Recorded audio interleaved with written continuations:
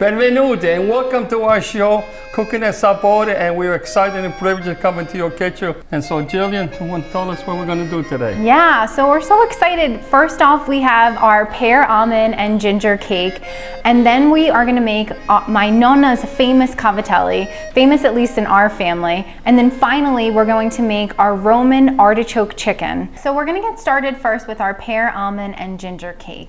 And so if you come with me here, we have already set up some of the ingredients. So first you're going to start out with the 7 pears, and it's a mixture of both Bartlett and Bosc pears.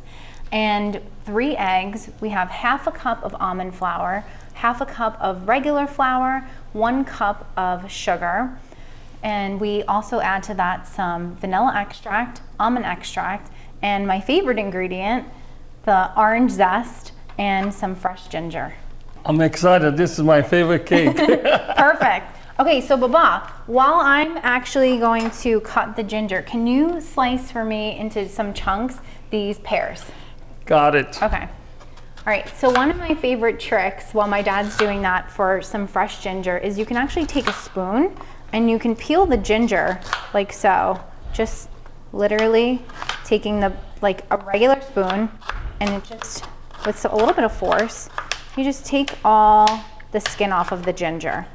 And that just avoids using a peeler, which can be a little dangerous when you're using have a knob of ginger. I love ginger. That ginger and the orange just brings out the whole cake. It's awesome. Oh yeah. And it's good for you. It is. Ginger's really good for you. And Baba, I'm gonna actually have you grate the fresh ginger, this whole thing, in with the pears when you're done. Got you. All right, so while my dad's doing this, I'm going to prep the wet ingredients.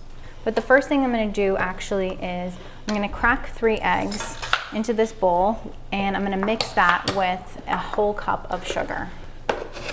Jill, you want to zest with the pears? Yeah. Okay. Yeah. Thank you, Baba. Oh, I love the smell of ginger.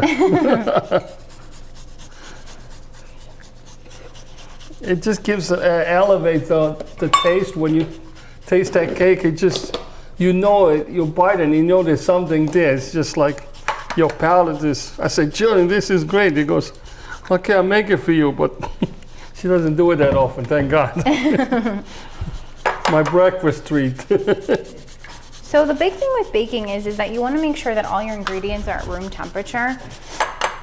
This just helps because, especially putting it into a hot oven, you want to make sure everything cooks evenly. So just be patient and prep your ingredients beforehand. So I have my 3 farm fresh eggs here that I'm going to put in a bowl with some sugar. And to that, I'm going to add in some vanilla extract. That's about a half of a tablespoon, which I have my measurement right here. Oh. Or a little more, that's okay. And then I'm also going to add to this some almond extract. And you can be a little bit more generous with your vanilla extract, but with your almond extract, it is really potent, so just be careful with this measurement. And yep, about a half a teaspoon of the almond extract right in there. And then I'm going to whisk this together with my mixer. And you want to do this until the egg and the sugar turns about a pale yellow. So I would say probably about 2 minutes, and then we're going to add our butter. Oh, this is going to taste so good. Oh yeah. All right, so while that's happening, do you want to cut the pears lengthwise, because that's going to actually go on top for decoration? Yeah, okay. Exactly. And we're going to add in a whole stick of butter. And this is room temperature butter. That butter is so yellow, it's beautiful. Yeah, I always use like a really nice, you want to make sure your ingredients are good quality ingredients, so I always try to use organic as much as I can. Well, anything else, you know, great ingredients in, great product out, so it's... Exactly. And you can see here, like just from the beating the eggs and the sugar first, how much volume you get, and that's what you're looking for. You want this pale yellow color and consistency. And then you can put your mixer on a little higher And you're just gonna make sure that the butter is super well incorporated so that there's no lumps. And with these pears, we're just gonna slice them up, and we're gonna just blanch them with a little tablespoon of sugar and some orange zest, and then we just slice and use it for decoration on the top. So to this, you're gonna add in your 1/2 cup of almond flour. I'm going to take a 1/2 cup of all-purpose flour here.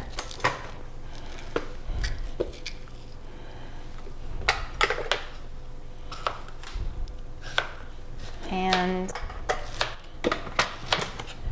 we're gonna take 2 teaspoons of baking powder.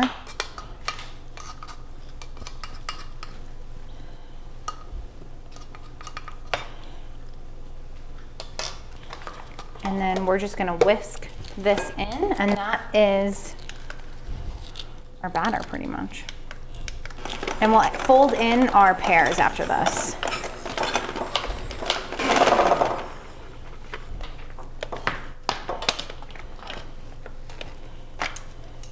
Okay, can you put in the pears, the orange zest, and the fresh ginger? And we're gonna fold this in. Okay. Perfect. You can put the whole thing in. The whole thing? Yeah. Okay. Perfect. It seems like a lot, but honestly, it goes a long way. And the juice from the pears actually keep this cake super moist. Okay, so the next thing that you want to do is take your batter, and we've already greased a lined springform pan. And so what we're gonna do is we're gonna transfer this into the springform pan, and we've already preheated our oven for about 25 minutes on 350. And this is gonna bake for about 45 minutes or until a toothpick comes out clean. I'll hold this and you put this, okay. Go ahead, I got it. You do all the work. Perfect. Okay. Will this rise a little bit, Jill? Yeah, this is gonna rise. Okay. You know, there's some baking powder in there. And if you don't wanna use a springform pan, it just does make it easier to get out. You can use just a regular 8 or 9 inch cake pan, and you can just spread it all over. And like we said, we'll stick it in the oven. And if you don't want to decorate it with the pears, you can always just put some slivered almonds on top and some powdered sugar, and it would look beautiful. Right, so we're gonna put this. And it's your cake, you can put whatever you want on top. It's true. Swap out the fruits. It's a really nice base.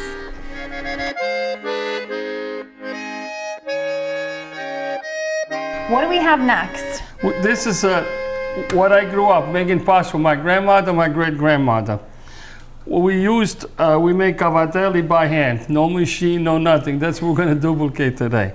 So what we're going to use is 2 cups of double O flour, doppio zero. I put one cup and another cup. This comes from Italy, comes from the Campania region. You make great pizza or pasta with it. The other thing we're going to add with this is called durum flour. This is what we use for pasta at the ravioli. We make pasta. It's golden, gives it a nice flavor when you mix it with the double O. So we're going to mix this together. Okay. And we're going to put a cup of ricotta. Okay, I'll get that ready for you. Now this is not your typical ricotta. This is called impastata. Ricotta means to recook. It's super thick. After you make when you make the milk, you put the rennet, whatever comes up, you make mozzarella, this type of ricotta. See how nice and creamy it is? And firm. There's no water in here. No, like when you buy the ricotta at the grocery store, there's so much water in it. Well, that's why they call it ricotta, because after they make the first cheese, then they put rennet in there, whatever comes up. Can't even get that out of the cup. Whatever comes up, it makes ricotta. So if you're going to use the one that you buy in the supermarket, just the night before, just put it in a coffee filter or the strainer. This way you get all the water out. But if you want it, we sell this at the store. Right? Yeah, cheesecloth. There you go. Okay, that's beautiful. I like a lot of cheese. Okay. Okay. So now we're gonna. So Baba, this is my favorite thing that you make, because to me, making pasta at home is super intimidating. So please, like, debunk all the myths here. And this is so awesome. If you want to make it with your children, your grandchildren, It's beautiful. You make a lot of great memories. So I'm gonna mix this ricotta with the flour. Notice everything is by hand. And then while you're doing that, I'm gonna crack the egg. So we have 2 whole eggs in here and 1 egg white, correct? Correct. The reason why I put an egg white to make it a little lighter, because the ricotta tends to make the pasta a little dense. So we put a little egg white, and then 1/3 a cup of water. I feel like the best way to separate the eggs is just to crack them and just go back and forth. So here's the water. And sometimes, you know, with the temperature and everything else, if you gotta add more water, or you know, it's no big deal. If it's a little sticky, put a little flour. There's no right or wrong. When you make pasta, everybody always talks about the well. So this is what we're doing, right? Yeah, we can make the well. It doesn't matter. All right. So you have to look at this because this is the best part. You basically like make a little nest in a well with the pasta, and now we just little by little you just incorporate it. Incorporate it. You need a little muscle, but it'll come together. Once it gets all together, then we take it out of the bowl. And this is great because you get a feel for the dough. So I feel like it makes it so much easier because you really understand like the pasta. Okay, now we take it out. Wow. And you see the bowl is dry. Mm-hmm. Okay, here we go. Grab that. So what you do here now, you just incorporate it, and then little by little, I remember my grandma, you just go like this and you push. I love this. That's why I say it's fun for the family. So now with this, just little by little, you just work it. You work it through.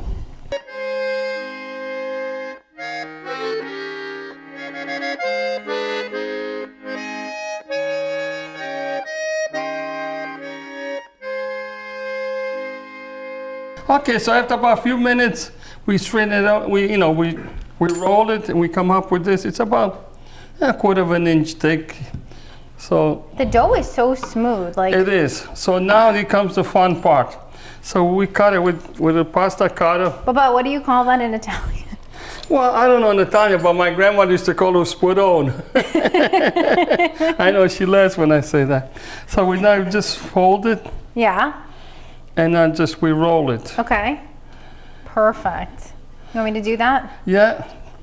Perfect. So I'll roll, I know, from the middle to the outside. Yeah, we roll it and see, that's why I say about kids, they will love this. Here's what we do. Now we cut it. They look like little presents. Okay, you could cut this and I'll start rolling. Okay. Okay. Wait. Oh yeah. Go ahead, you cut it. Now this is what I used to do with my grandmother. You get this finger and you just put your finger here and you go. You roll it. This is why I call this pasta with attitude. See, and you get the, if you don't want to use the fork, we used to, sometimes in the rush, we just go like this. But the fork gives it a nice, and like I said, see, and you roll it. And again, no fancy pasta tools, like no machines or anything, and you can make homemade pasta at home. So and then we put them on the pasta pan. The water is boiling.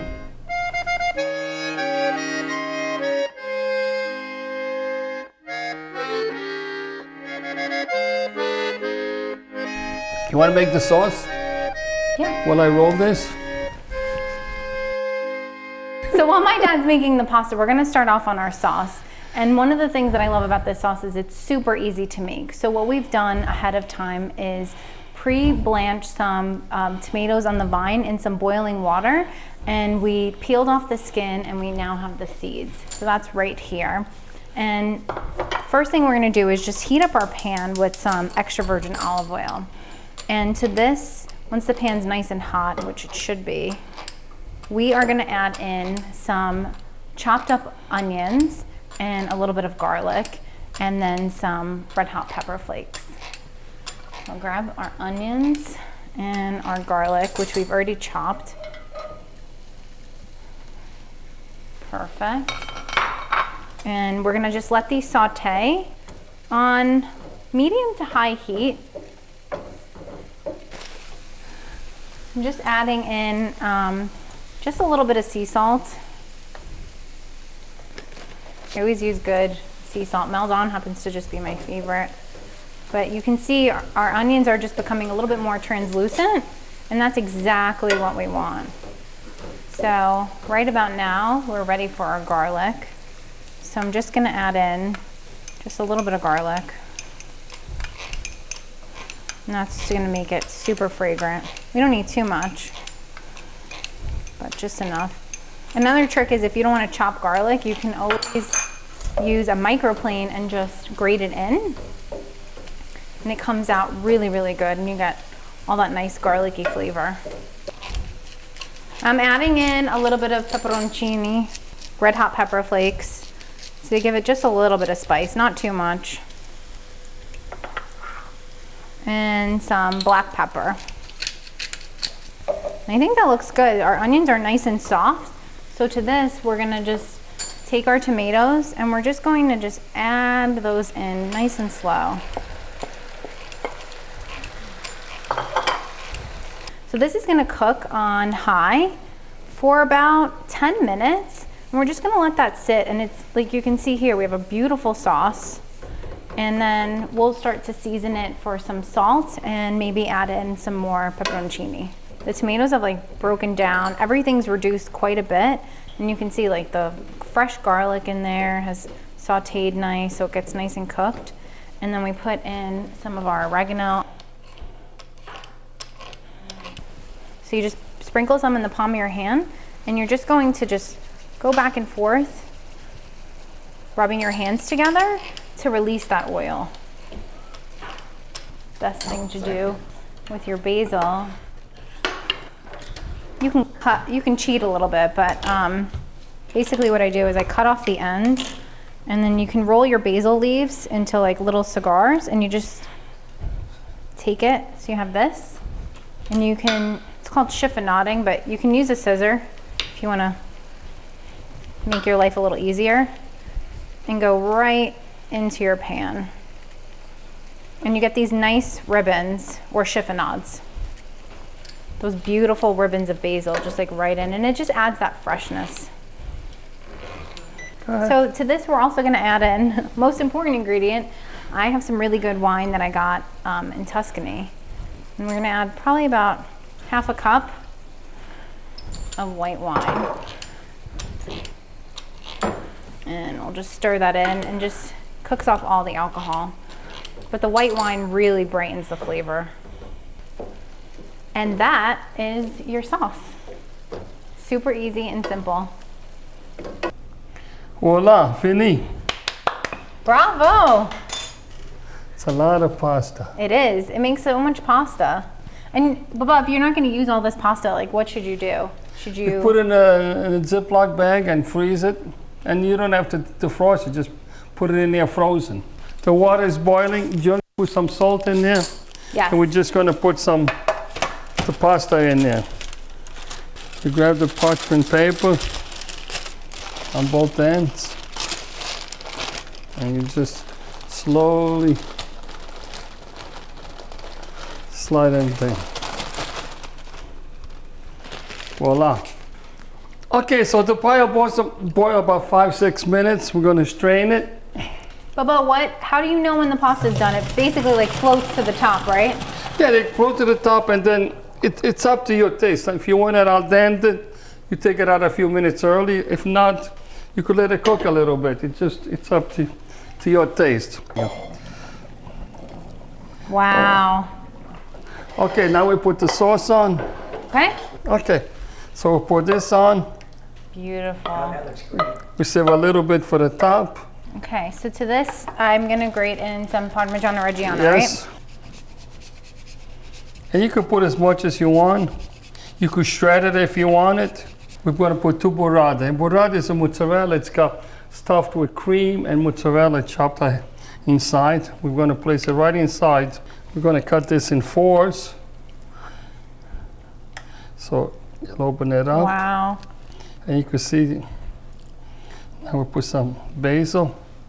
We could just break some basil on over it. Perfect. This is great job. It looks good. It's gonna taste good. And hope This you is try. literally my favorite pasta. And we made it from scratch. For the sauce that you're gonna make for the Roman chicken, it's an artichoke sauce, right? Correct. So you have artichokes from Italy, you have some onions and some garlic and sun-dried tomatoes, and then you're gonna stuff some chicken breast, right? Correct. Okay, so this is hot. We're gonna put some the scents of olive oil grown our own trees. Now we put like, if you don't like anchovy, don't put it in. It's You know what? I don't personally like anchovies, but they do put it in everything in Italy, and that's really what makes their sauteed vegetables taste so good. But I think 2 is good, right? I like 3. Okay. And that's just gonna melt. We're gonna cook that first, and that actually melts, and it gives it this nutty flavor. Can't believe that they just disintegrate like that. It's so crazy. So now we put some quarter cup of onion. Put a couple specks of the garlic. That looks so good. Little Calabrian chili. Little chili. And not too much. If you having Here. kids, Here's a spoon. if you have kids, then you don't put the chili. You just put a little bit. Because a little bit goes a long way. All right, Jill, now you can put a little wine to. Okay. What the wine does is just caramelize the onion, will make it burn. Good. Okay, it's good. Now we put the sun-dried tomato. Now, should I cut those up? They're already cut. Oh, perfect. I'm ahead of the game. And that's about a quarter of a cup. Okay. That looks really good. Now we put the artichokes. Put the artichokes in there. No problem. And these are quartered artichokes. They imported from Italy. Yeah. So they're frozen artichoke hearts. Yeah. Yes, they are. These they're going to cook about a couple of minutes. And we don't need no pepper because we put the pepperoncino. And we don't need no salt because of the anchovy. And then once it's cooked, we're going to put it in a blender just to chop it up. So we don't want, we emulsify chop the artichoke. So we'll let it cook for a couple of minutes. Okay, so the next thing that we're gonna do is take our cooked artichoke and sun-dried tomato, not all of it, but we're just gonna transfer it to a food processor. All right, so now, basically, I'm just going to attach my food processor like this. I have the lid on, and I'm just gonna give it a few quick pulses.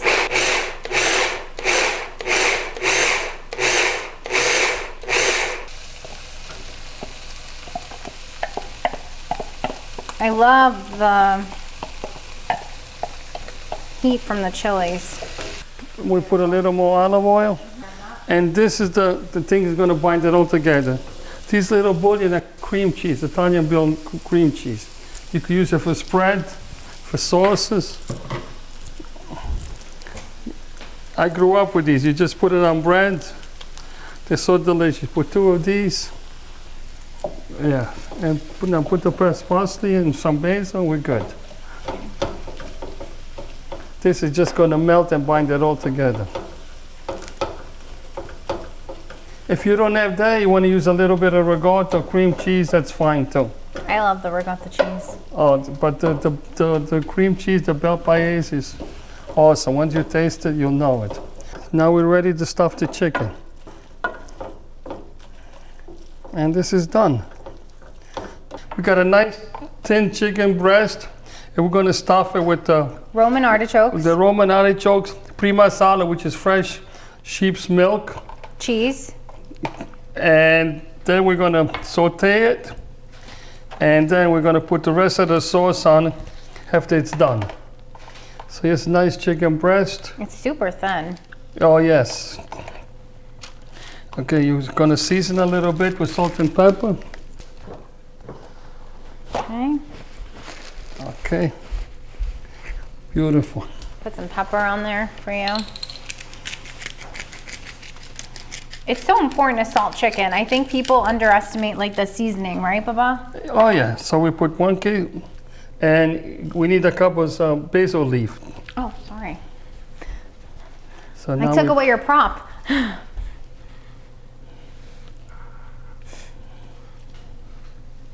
I guess you could use this seasoning for even pork chops. It's so good. That looks amazing. So you want some basil leaf right on top, right? Right, yep. Wow.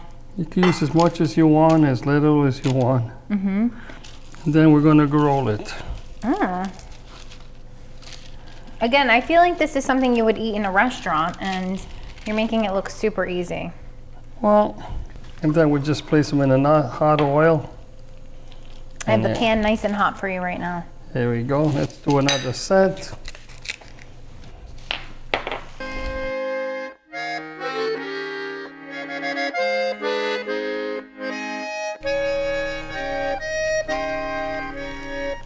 There we go. Gorgeous. And then while you're finishing that up, I'm gonna refill you on the artichoke. Yeah, and then you could put the oil on the frying pan and we start browning them. We have our pan that's really nice and hot. And we're just gonna add to the super hot pan some extra virgin olive oil. And we're gonna place our chicken breast seam side down. You can hear that sizzle on here. I'm gonna lower the heat just a little bit. Wanna get it nice and brown.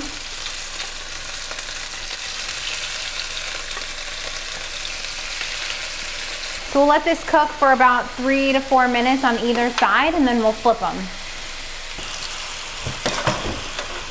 This takes a few minutes to brown it.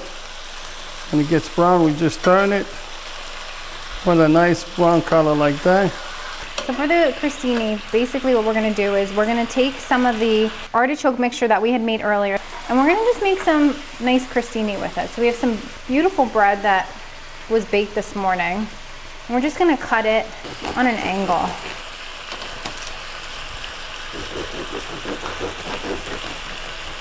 And just lay it on the plate and you can drizzle it with a little bit of olive oil and then take some of our mixture and we're just going to place it right on top of the bread and then just spread it out.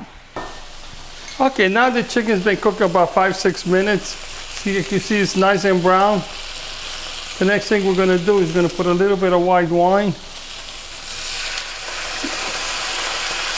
to lift up all those flavors. Now we're gonna put the rest of the sauce that we had left over, so it makes it nice and whatever nice sauce they go with it. Okay, Julian, so let's have a recap. We did it, so please tell them what we did here. Well, this has been so much fun. So we had, again, we made a pear and ginger cake with some almonds. We have our carciofi alla romana chicken, and we have our crostini.